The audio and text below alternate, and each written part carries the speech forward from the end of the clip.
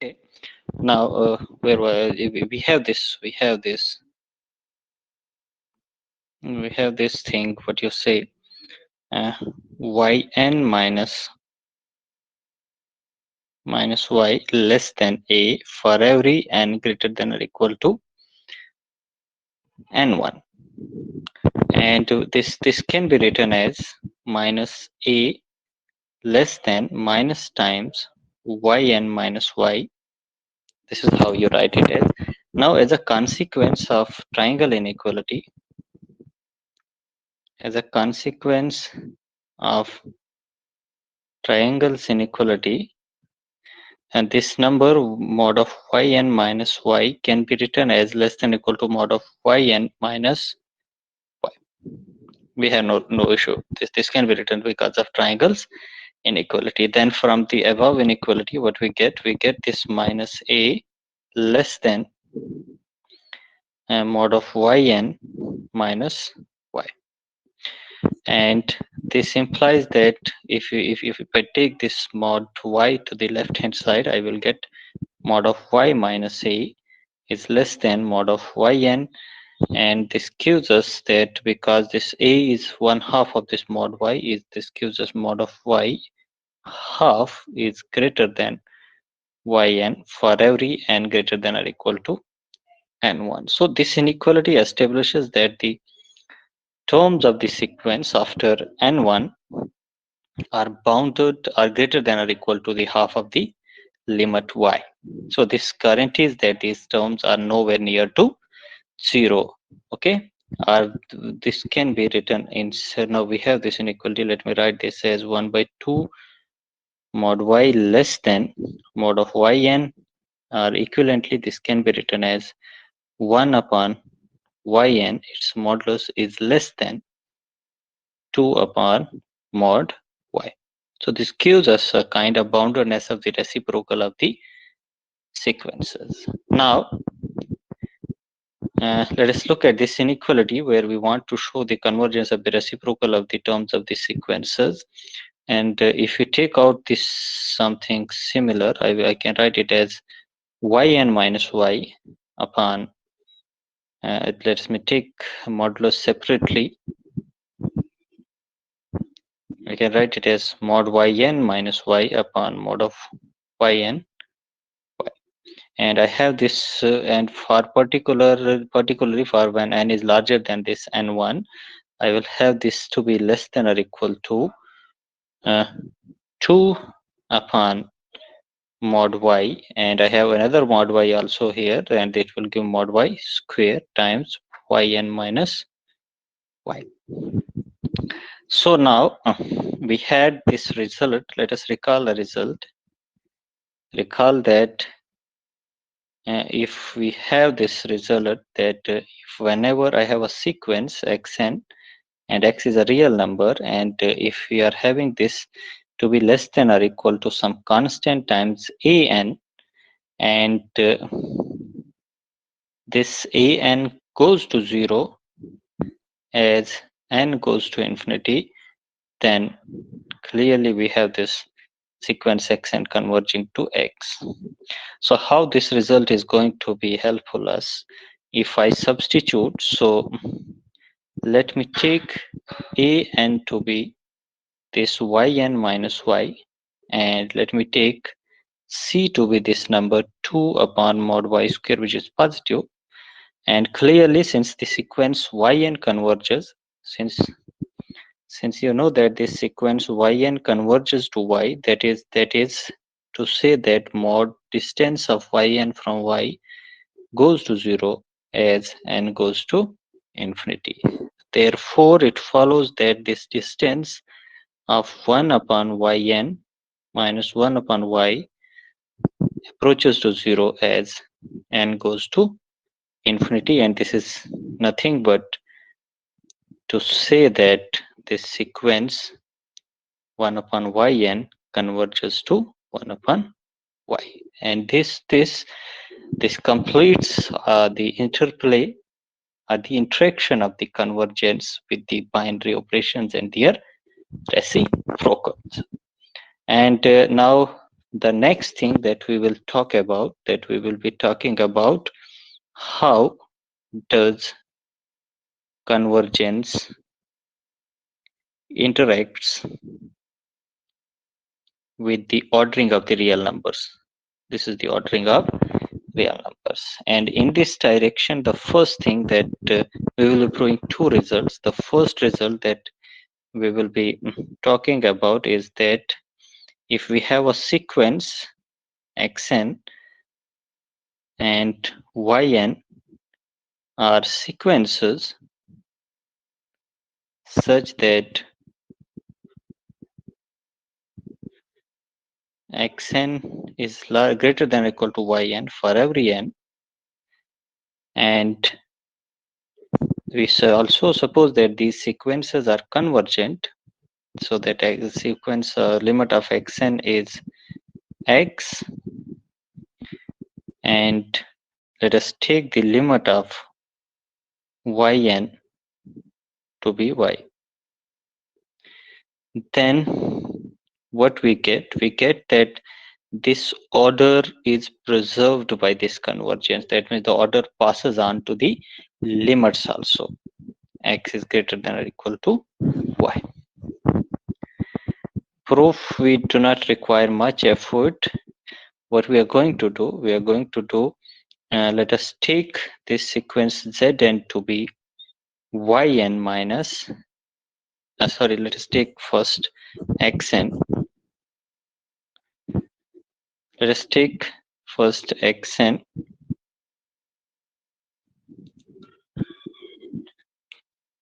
minus yn.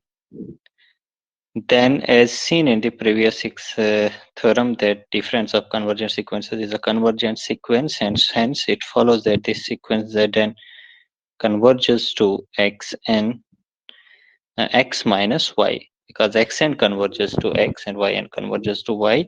And also note that since by hypothesis xn is greater than or equal to yn, so each term of the sequence is greater than or equal to 0. And what we have to establish, that the number x is greater than or equal to y, or that is equivalent to say that x minus y is greater than or equal to 0. Suppose on the contrary that this number is not greater than or equal to 0. Suppose on the contrary that if this is not greater than or equal to 0, so this is less than 0. Okay. Now, for any epsilon greater than 0 such that, let us take this epsilon to be a number which is less than the modulus of x minus y, and clearly since this is not 0, x minus y is not 0, so its modulus is positive, and let's take epsilon to be such number. And so for this choice of such a choice of epsilon, by the definition of convergence, there exists a number, what you say, there exists some number n depending upon epsilon, such that applying the definition of the convergence, Zn minus x minus y is going to be less than epsilon for every n greater than or equal to this number n. This equivalently means that x minus y minus epsilon is less than Zn, and this is less than x minus y plus epsilon for every n greater than or equal to n epsilon. Now look at this. Since we have chosen this number epsilon whose modulus is less than x minus y, and we also know that this number x minus y is negative. This is negative number. So we have this situation. We have a 0 here on the line, and x minus y is a negative number. And if we chose a number, a positive number, and if that positive number is smaller than the magnitude of this number x minus y, then clearly the sum of x minus y and plus that epsilon is going to be a negative number. So this is going to be somewhere here. It cannot be a positive number. And then otherwise epsilon will become larger than x minus y, and that will force the modulus of epsilon, that will force it to be larger than its modulus as well.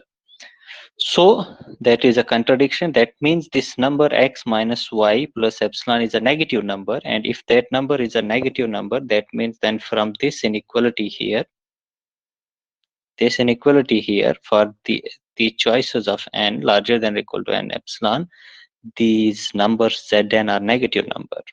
So this follows that this zn is negative number for all n greater than or equal to n1. Or what was zn? Zn is xn minus yn is less than 0 for all n greater than or equal to n depending upon epsilon, and this implies that xn is less than yn for all n greater than or equal to n epsilon, and this is clearly a case of contradiction, because by hypothesis the terms of the sequence xn are greater than or equal to yn for every choice of n. Hence our supposition must be wrong.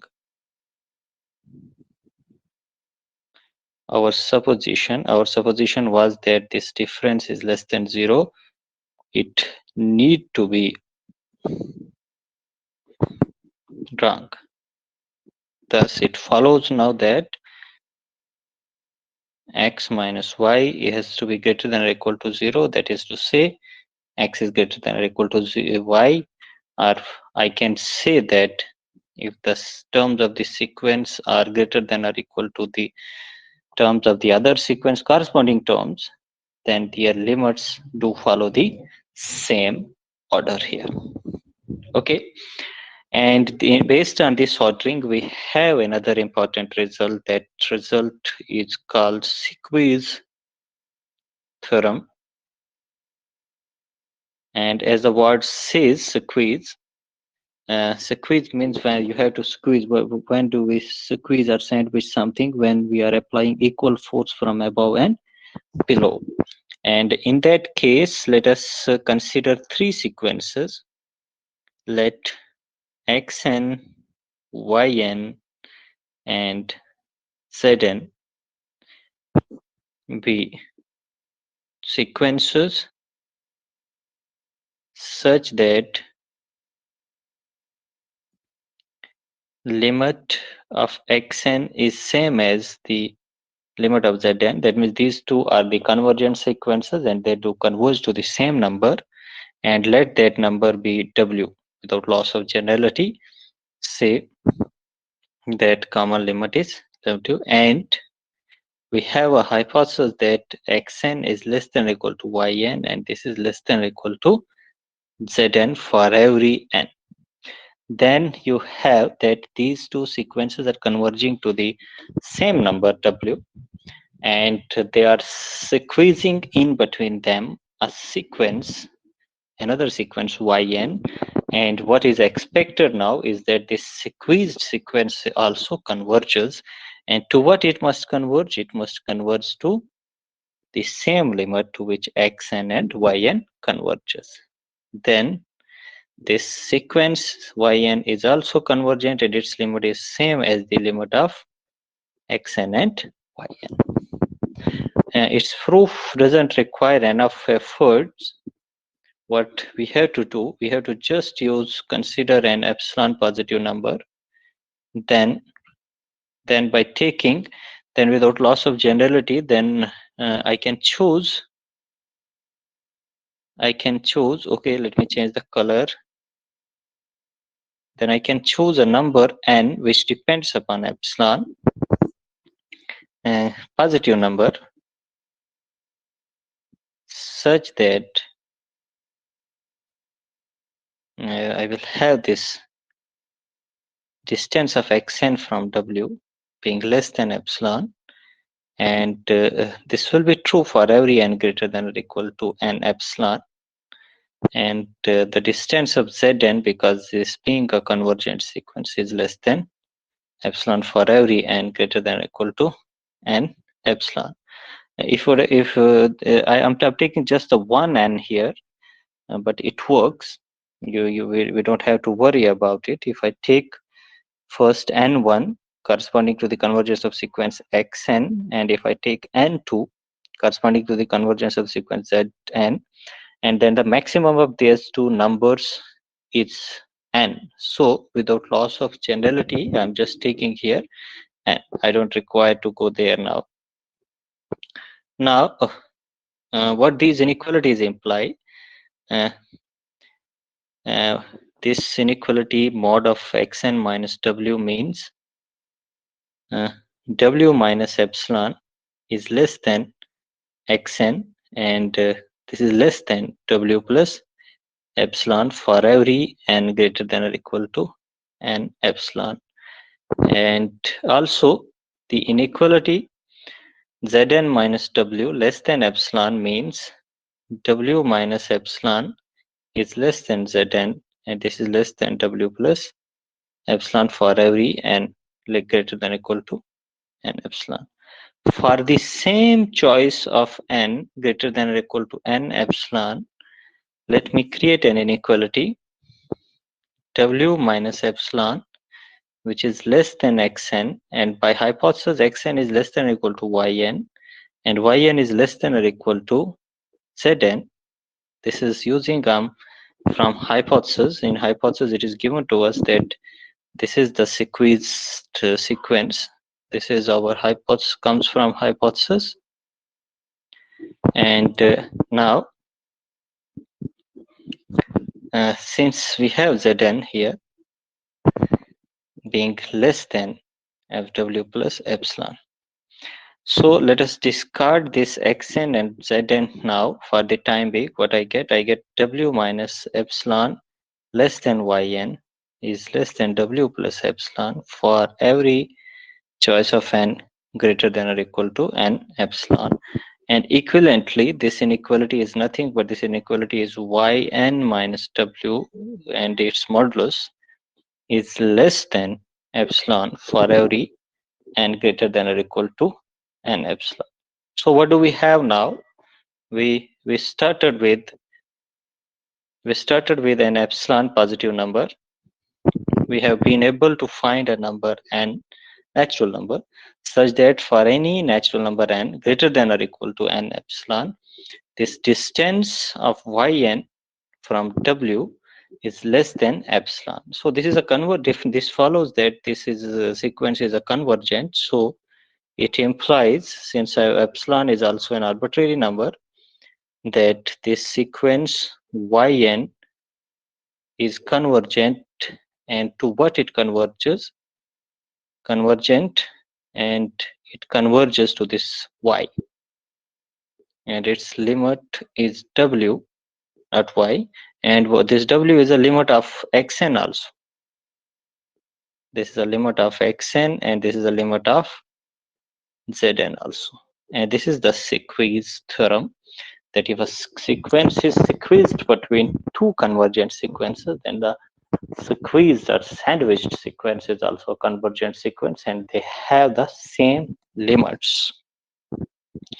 Let me complete and finish this with this example, that you can consider this to be 2n upon n square plus 1. Okay, so how are you going to establish that this sequence goes to 0? Let me look in this way. Let me take a sequence xn to be 2 upon n square plus 1. Okay, and let me take this sequence be yn, and let me take a sequence zn to be 2 upon n. Then let us see xn, which is equal to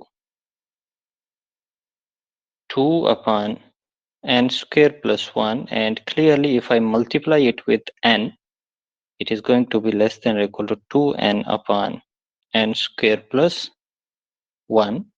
And if I reduce denominator, then the fraction will be larger, so it will be 2n upon n square, which is equal to 2n upon, which is 2 upon n only. It is 2 upon n only. This is equal to Zn. So what you have now, you have this xn less than or equal to this term yn, and this is less than or equal to Zn. So one thing is clear, that this sequence that I considered here is sandwiched between these two sequences. And now clearly this can be seen that this sequence xn, whose nth term is xn, 2 upon n square plus 1, it converges to 0. And also you see this nth term of this sequence, which is 2 upon n, and it also converges to 0. Hence the squeezed sequence between these two sequences must also converge to 0 by squeeze theorem. Squeeze theorem, or sandwich theorem also you can call it. It follows that this sequence of yns, which is equal to the limit of this sequence is equal to 0, that is to say that limit n tends to infinity, 2n upon n square plus 1 is equal to 0. So this is how we can employ this squeeze theorem in finding the limit of the